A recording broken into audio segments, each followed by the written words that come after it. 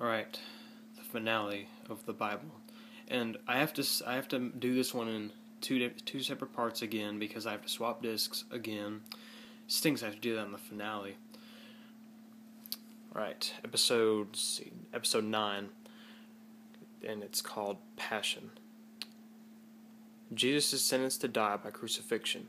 The crowds of Jerusalem wail as Jesus is forced to drag his cross to Golgotha, where he is crucified for all to see. As life leaves his body, the sky darkens and the earth quakes. His mother weeps. So, this episode starts off almost exactly where the last one left off. Jesus has been sentenced to die, but they don't really know how to do it. Caiaphas doesn't want to stone him because that's going to draw a lot bigger crowd than necessary. So they decided to do it by crucifixion. And crucifixion was a common form of death for the time, because in previous episodes, I think in part 3 of episode 6, the first episode where the New Testament comes in, they say that Rome had conquered the Israelites and that thousands had been crucified. So crucifixion wasn't uncommon. So they flog him first, and I'll say this: the flogging scene in this is toned down a lot from the Passion of the Christ.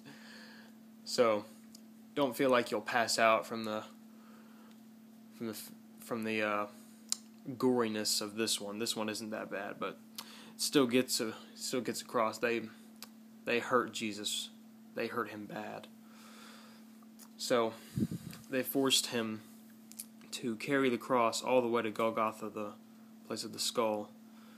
And they got Simon. There's a second part to that. His name was Simon. They made him help Jesus carry the cross up to Golgotha. When he got there, they nailed him to the cross, and I don't care, I don't care who you are. Seeing the scene with him in anything, if like in Passion and in this, when you see him being nailed to the cross, it's terrible. Like, think if you would be in that position if not for Jesus. The wages of sin is death, but Jesus took that fate for us. He took that away from us. They nailed him, his hands and his feet, both, to the cross, and they raised him up. He was there for 6 hours. During the time of that 6 hours, all the sin of the world was put upon his shoulders. Someone who was perfect, all the sin of the world was put upon his shoulders. After the 6 hours were up, he said, "It is finished, and Father, into your hands I commend my spirit." And then he died. And then the veil was torn in two. The veil, for those of you who don't know, the veil was basically the place where God was at the time. The veil separated the general public from God's presence, so like only priests could go back there.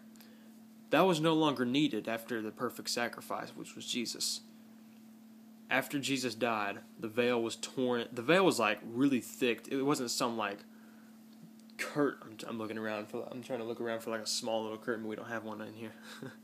But this was a very thick material.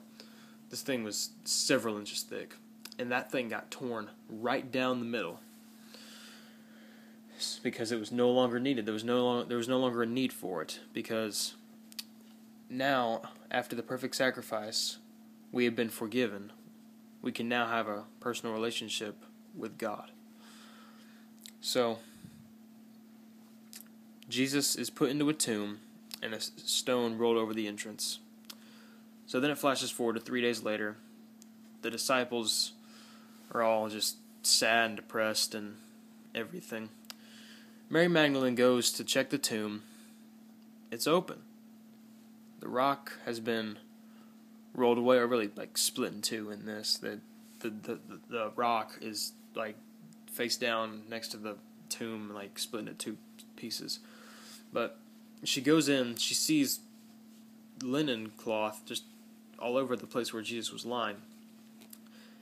So she thinks somebody's taken him, and someone comes up to the door. We know who it is because we can see the outline of Diogo Morgado, who is Jesus. That's the actor who plays Jesus. We can see his outline. We know it's him. But Mary Magdalene doesn't know it's Jesus. She thinks it's a gardener, and she says, "Where have you taken him? Just tell me where he is, and I'll go get him." He says, "Go and tell our brothers I am here." And then she's like, "Teacher?" Because then she figures out that's Jesus. He's back. And then it ends. That's only part one of this really awesome finale. That's only part one. So now I have to switch discs, and I'll be right back with the final review of my review of the Bible.